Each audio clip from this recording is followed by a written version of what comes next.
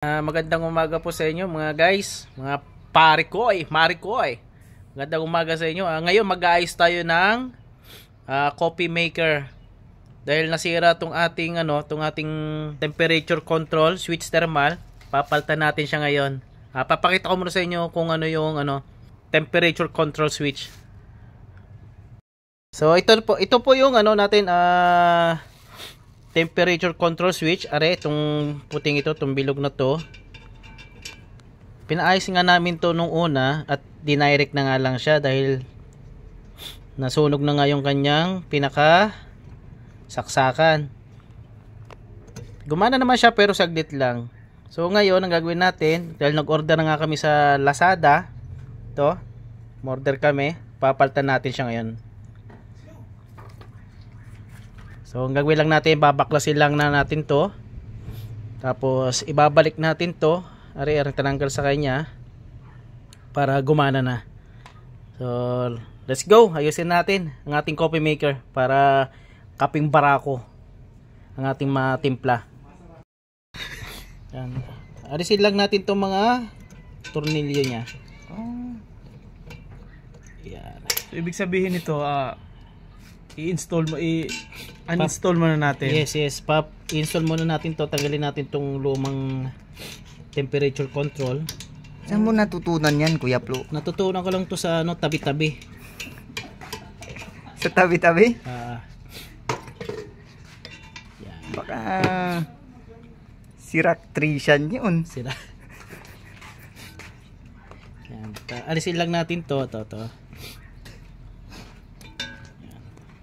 Tapos ito, dahil ito dinirect na nila, so papalitan natin to. Ito yung ipapalit natin.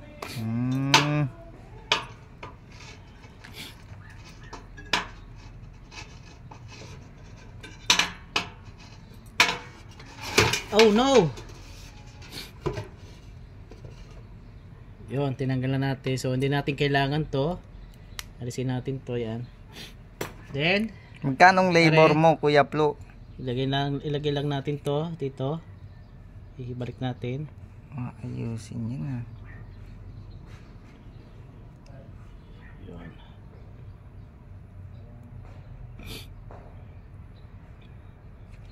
Tapos saan yan? Are.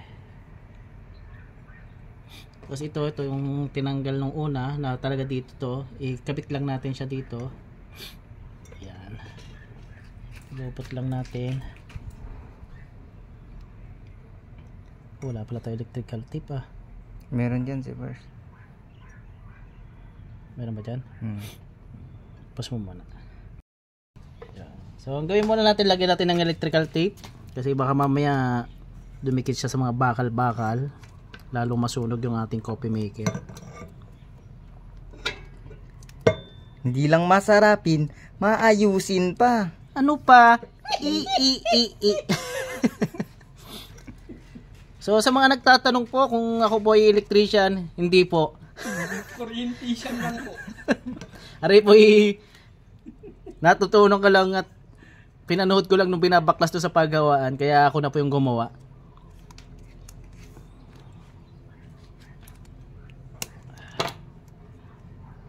Yan.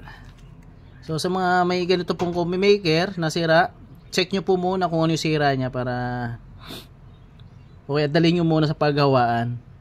Tapos panoorin nyo kung ano yung mga kanilang pinaltan para pag next time na masira ulit, alam nyo na kung ano yung papalitan. So ang gagawin natin ngayon is Balutan mo pa kaya siya. Yan, nagbalikan mo na.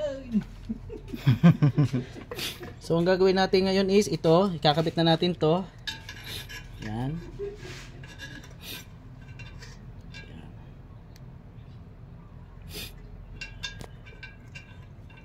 Asan yung sira kanina? Yung ba yung sira? Are. Yung sira. Sunog na siya. Sunog pala siya. Tingnan natin. So ngayon gagawin natin is papalit na natin to. Palitan natin.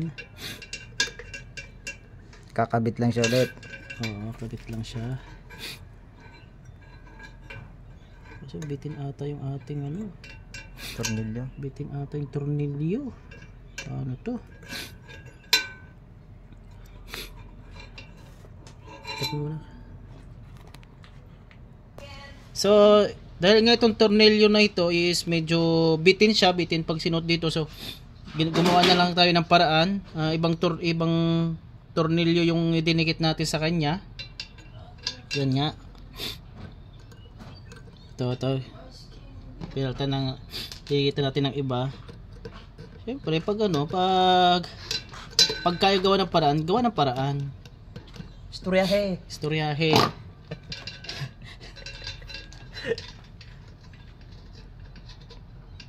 Yan. So, gawin natin ngayon ay saksak na muna natin to. Itong isang ito, saksak natin dito. Yan. Tapos itong isa, saksak ulit natin dito.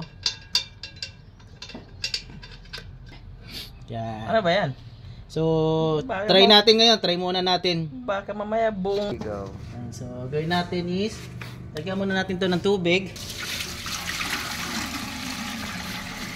Try muna natin siya kung gagana. Then, saksak natin. Yan. Yun. So, itutok mo dito. So, on natin kung magawan siya. Yun! Umilaw siya. Tapos, hintayin muna natin siya kung mag-iinit siya. Kasi magbubuka-buka ganyan ng tubig eh. Gumaganon ba. Hintayin natin.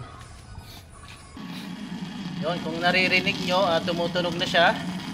So, hintayin natin kasi yung tubig yan, parang mag-circulate ba. Yun umuusok na yung sa may tubo. Kung makikita po yung tubo yan, dyan po mag-circulate yung tubig. Magalingin yan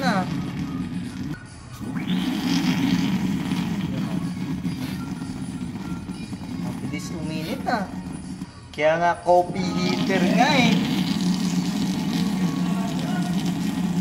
So, ibig sabihin, gumana yung ating kinabit. So, maraming salamat po and thank you for watching.